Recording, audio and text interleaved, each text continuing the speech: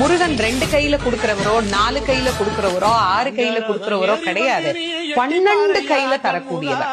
கேட்டவருக்கு கேட்ட வரங்களை அல்ல, நினைத்தவருக்கு நினைத்த வரத்தை விட அதீதமான நலன்களை வாரி வாரி வழங்கக்கூடியவர். அவர் 12 கையில கொடுப்பார், வாங்குறதுக்கு நமக்கு தான் 2 கை பத்தாது. அப்பேற்பட்ட வள்ளலாக விளங்கக்கூடியவர் முருகப்பெருமான். அவர் வள்ளல்னா பக்கத்துல இருக்கிற அம்மா சும்மா கிடையாது, அவள் வள்ளி.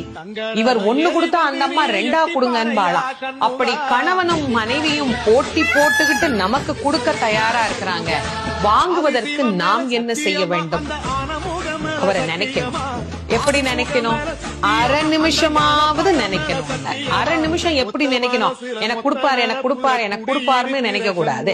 முருகப்பெருமானை உள்ளம் உருகி, அந்த உள்ளம் உருகுகிற போதே நமக்கு அப்படியே கண்களில் இருந்து ஆனந்த கண்ணீர் அப்படியே பெருகும். அந்த கண்ணீர்